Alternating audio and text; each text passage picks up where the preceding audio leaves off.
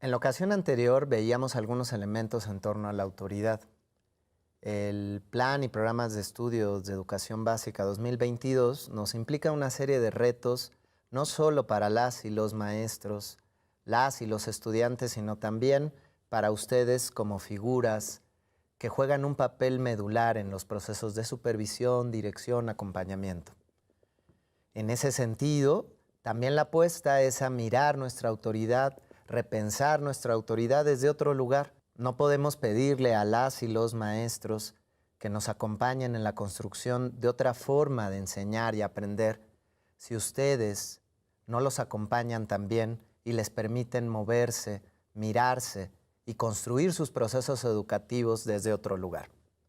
Pero para lograr esta otra autoridad mucho más democrática, que construye, que dialoga, que acompaña, que implica la construcción de una autonomía también, hoy vamos a revisar algunas alternativas importantes de comunicación, porque esta otra autoridad es una autoridad que se permite mirar a las otras y los otros como interlocutores válidos.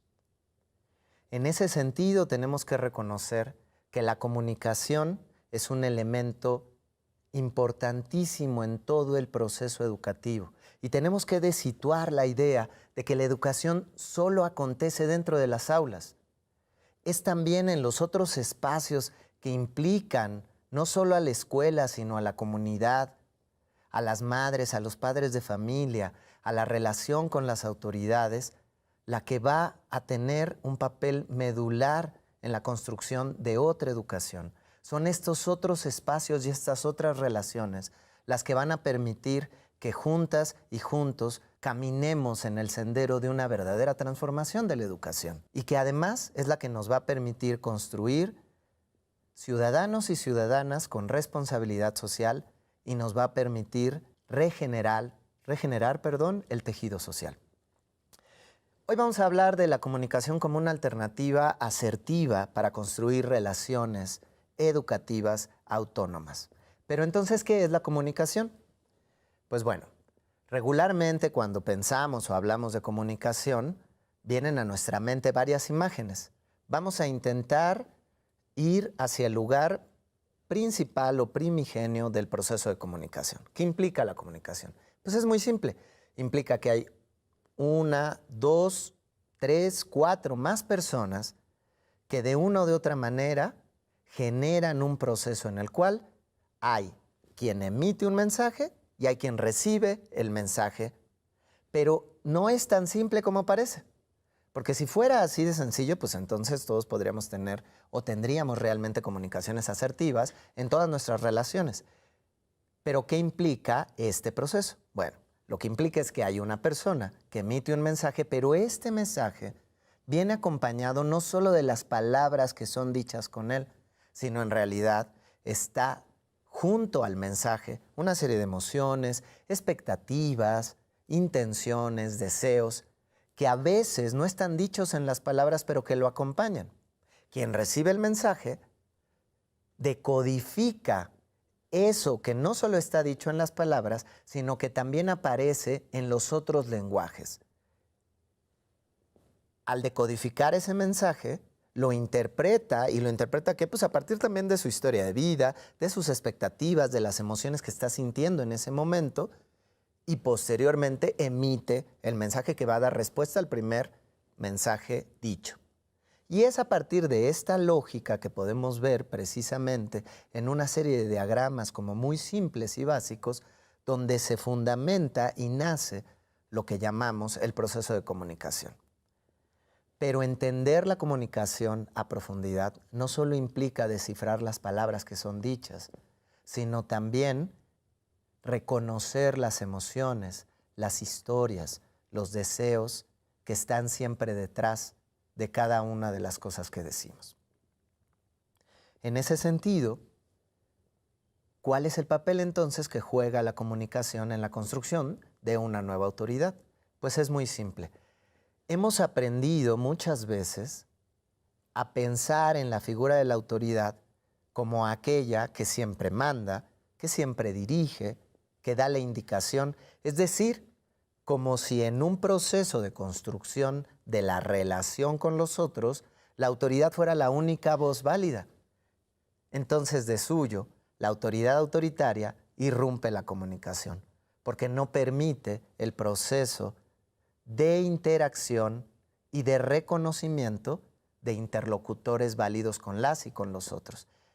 Y la conclusión de lo que se realiza o de la indicación que se da parece, por lo tanto, que depende solo de la persona que emitió el mensaje. Eso ya lo habíamos visto la vez pasada. Desdibuja las nociones de responsabilidad y no acompaña la posibilidad de que cada quien crezca autónomamente.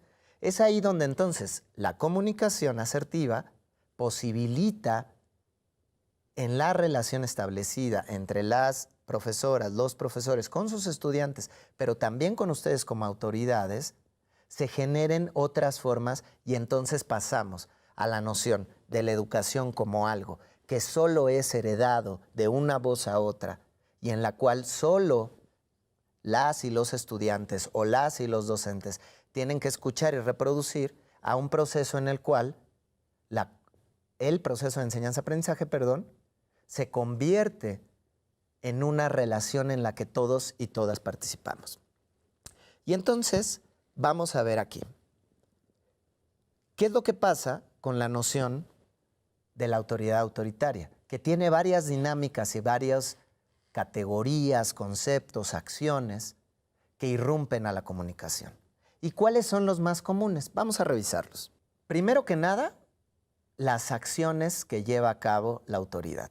Porque les voy a decir una cosa que es muy interesante. En los procesos de comunicación, en realidad siempre tienen mucho más peso lo que hacemos que lo que decimos. Es decir, en este momento que ustedes están escuchando esta pequeña conversación o esta pequeña conferencia que está llegando hasta ustedes, para ustedes lo que yo estoy diciendo les va a significar más y les va a quedar más en la memoria lo que estoy haciendo con mi cuerpo. Y si en este momento yo, que estoy hablando aquí, me muevo o me subo, este simple movimiento en su mente va a significar una serie de elementos y van a recordar más que el ponente que nos habló sobre la comunicación, de repente, en un diálogo aparentemente bastante formal, tuvo la osadía de moverse y de incluso pararse en cuclillas sobre la banca en la que estaba. Eso irrumpe a muchas de las construcciones que hemos heredado. Entonces, queda mucho más significado o genera mucho más significado en ustedes que las palabras que yo dije. Fíjense, por darles nada más un dato. Alrededor del 55% de la información que percibimos por el lenguaje corporal es la que nos queda grabada. Por ejemplo, el 38% aproximadamente de la información que percibimos va a estar directamente relacionada o la vamos a recordar por los tonos de voz, por el volumen o por las formas que se utilizaron para decir lo que se dijo. Y solamente van a recordar alrededor del 7% de las palabras que se dijeron. Entonces, una de las primeras cosas importantes es qué hacemos cuando estamos diciendo un mensaje. Porque no es lo mismo, yo puedo utilizar incluso las palabras más nobles, pero mi corporalidad, cómo me acerco a las y los profesores, cómo subo o bajo el volumen de voz cuando estoy diciendo algo, y eso también significa. Porque no es lo mismo que yo comparte una indicación o le comente a los docentes, o ahora, por ejemplo, que ustedes una de las funciones o labores que les vamos a pedir que nos acompañen, que les estamos pidiendo que nos acompañen, será el proceso de mirar cómo se va dando esta formación entre las y los docentes. Y no es lo mismo que ustedes lleguen y digan, profesor, profesora, ¿cómo va?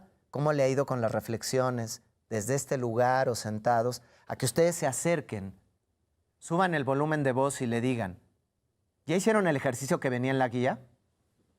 Porque eso es diferente. Y a lo mejor puedo usar las mismas palabras, pero estoy comunicando cosas distintas. Muchas veces la autoridad autoritaria no pone atención ni a su lenguaje corporal, ni a los tonos de voz que utiliza. Y como lo hemos internalizado, sin darnos cuenta, reproducimos ciertas dinámicas con ello. Un ejemplo muy simple es la tarima que hoy todavía existe en muchísimas escuelas públicas. Y eso, aunque no queramos, genera una relación distinta y emite un lenguaje corporal diferente entre el docente y los estudiantes, porque además ellos siempre, es decir, ellas y ellos, las y los estudiantes, tienen que mirar hacia arriba para ver a su profesor o profesora. Y eso significa algo. Sin embargo, en el cotidiano hay muchas otras acciones que llevamos a cabo también y que implican en la comunicación y que entorpecen la comunicación. Por eso, para comprender realmente, no solo tenemos que escuchar y descifrar las palabras que son dichas, sino también tenemos que hacer un esfuerzo por sentir, reconocer y comprender el contexto, las emociones en el que las y los otros, o en el que nosotras y nosotros estamos emitiendo un mensaje. ¿Cuáles son los principales obstáculos para la comunicación? Bueno, en realidad parecen cosas simples, pero muchas veces las hacemos sin darnos cuenta. Por ejemplo, criticar. ¿Qué pasa cuando nosotros criticamos a las y los otros? Y aquí hay que ser muy claros, hay una diferencia entre emitir un comentario que puede retroalimentar un proceso y criticar el proceso. Cuando yo critico, regularmente utilizo adjetivos descalificativos. Y con ellos, ¿qué es lo que estoy diciendo? Pues estoy quitándole técnicamente valor a las acciones, palabras o pensamientos dichos por las otras y los otros. Otra cosa que también a veces hacemos sin darnos cuenta es menospreciar o insultar a las y los otros. Y el insultar no solo implica utilizar palabras altisonantes. A veces podemos también insultar la inteligencia de los otros o de las otras con sobreexplicaciones o con elementos que no nos han pedido. Una de las manifestaciones, por ejemplo, de la hegemonía masculina se caracteriza por eso, porque pretende explicarle a las mujeres procesos que son propios de ellas, por ejemplo. Y entonces podemos llegar al absurdo donde un hombre le explica la menstruación a una mujer cuando nunca la hemos tenido. Eso es también un insulto a la inteligencia de la otra persona. Pero también lo hacemos cotidianamente con nuestras y nuestros compañeros, profesoras y profesores. Y a veces pretendemos también explicarles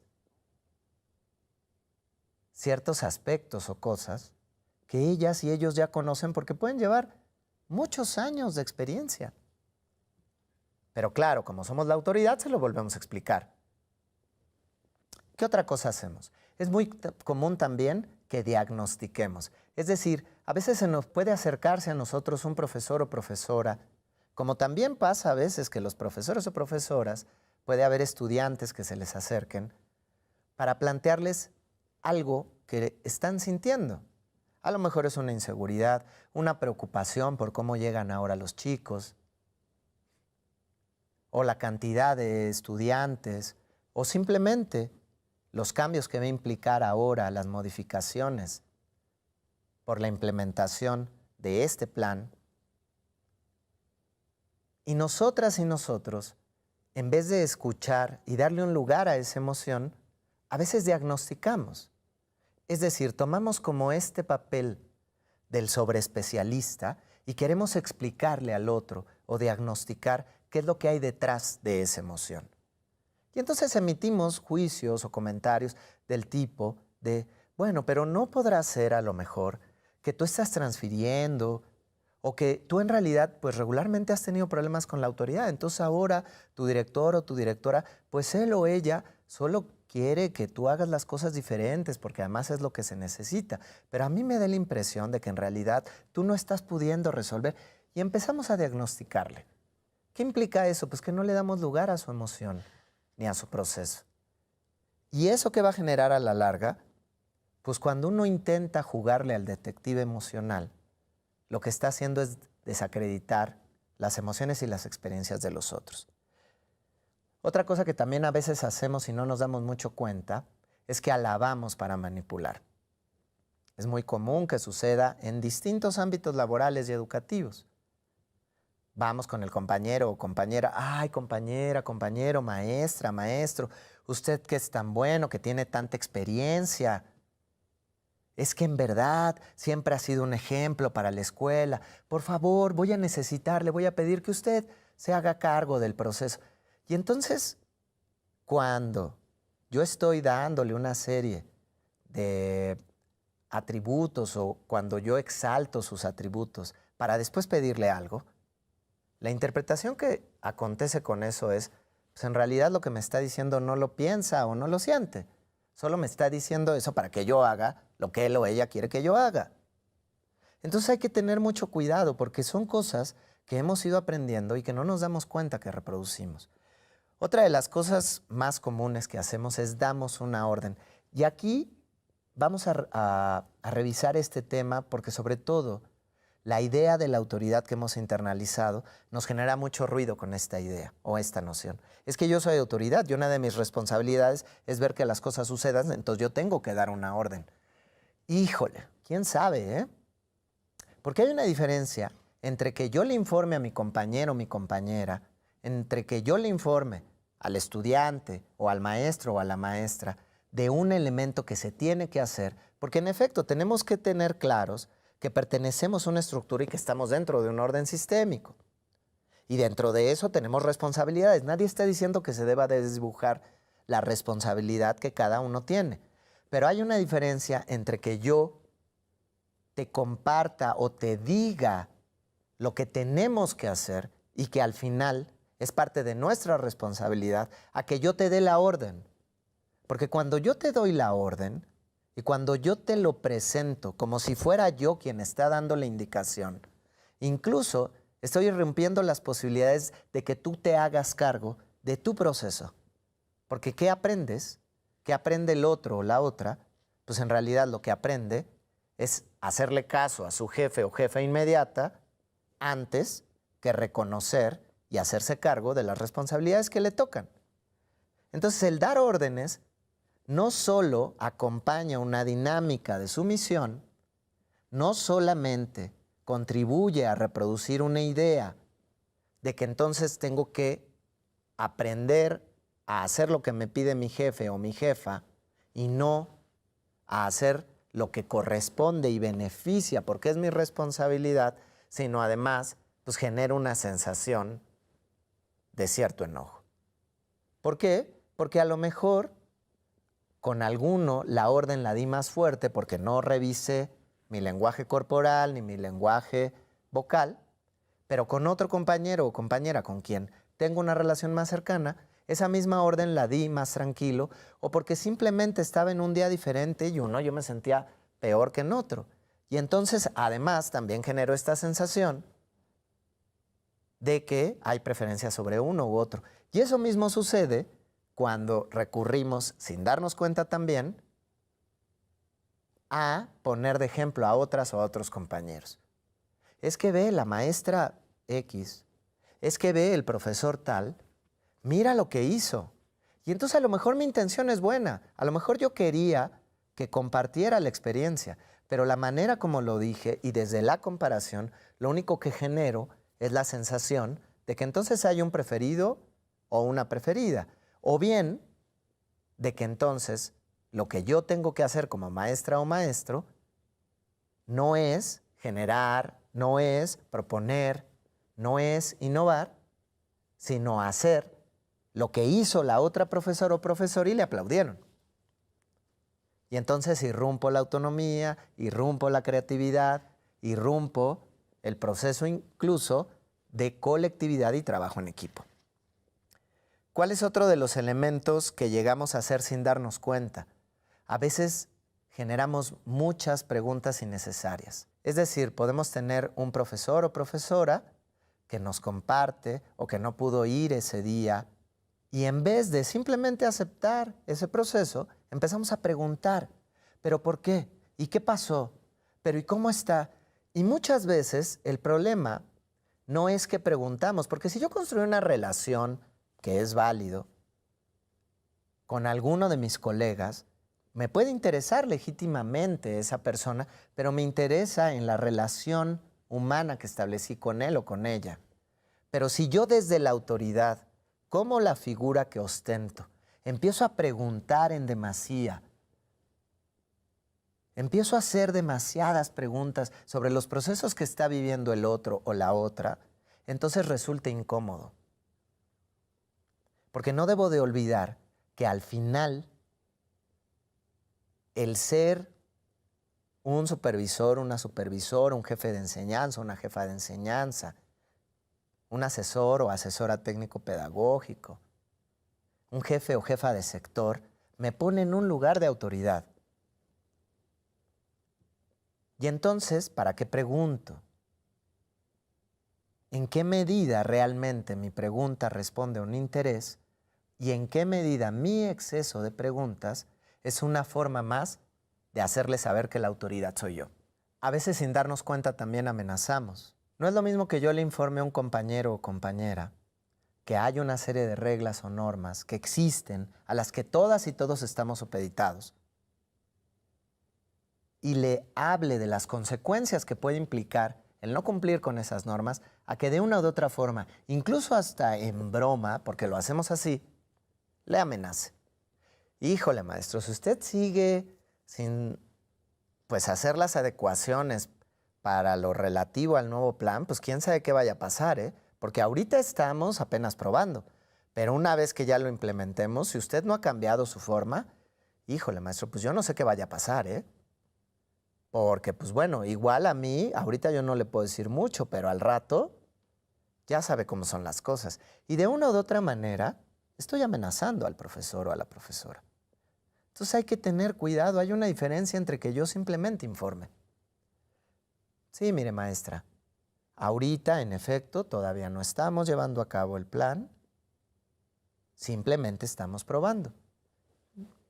Yo le recomendaría que se diera la oportunidad eventualmente de repensar algunas cosas para que no le agarre tan de golpe cuando ya tengamos que hacerlo.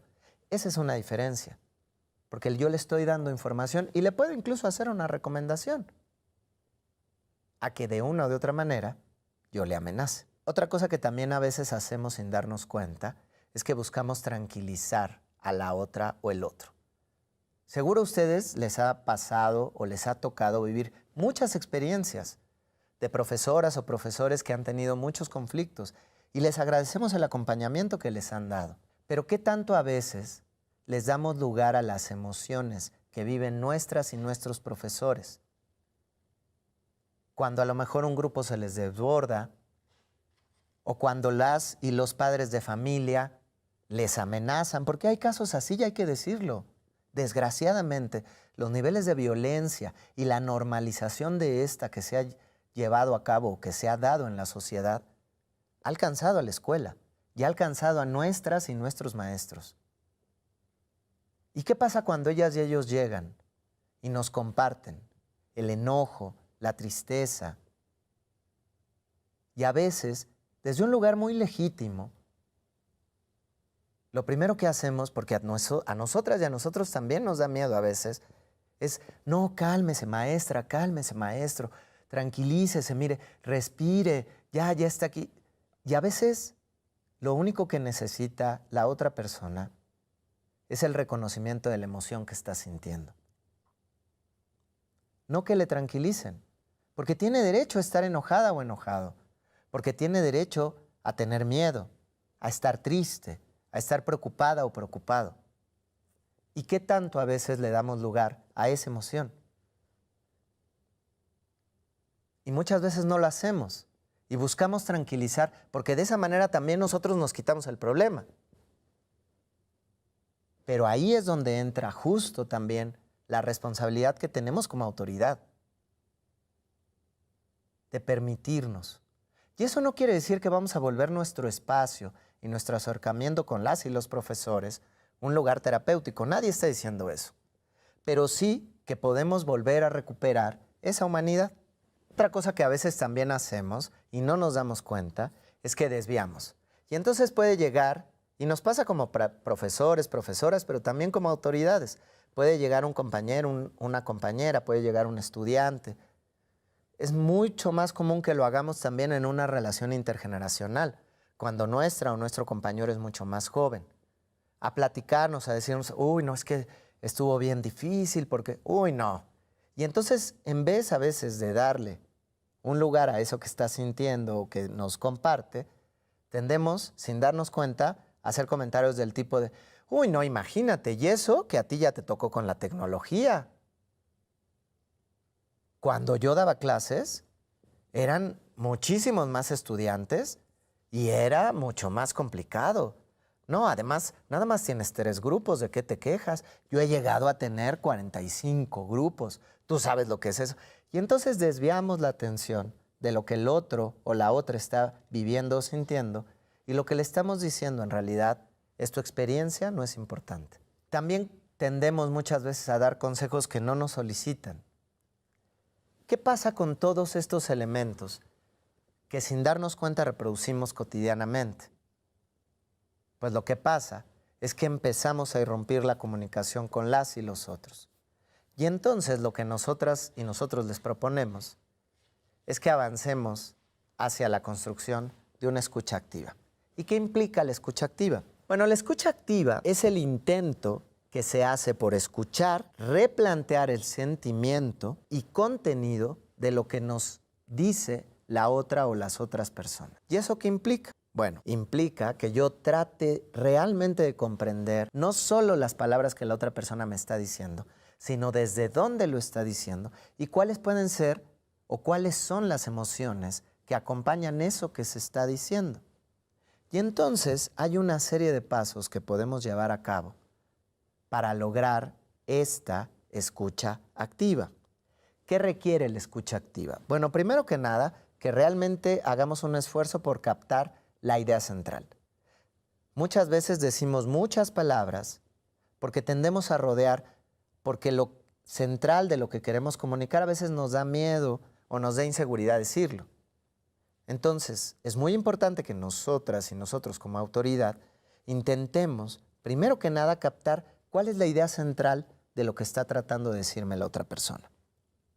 Segundo, es importante preguntarle a la otra, al otro, para cerciorarme de que realmente comprendí lo que me está diciendo. Para ello, se recomienda, por ejemplo, que yo vuelva a hacer un pequeño resumen de lo que dijo, se lo haga saber y le pregunte si es realmente lo que me quería decir.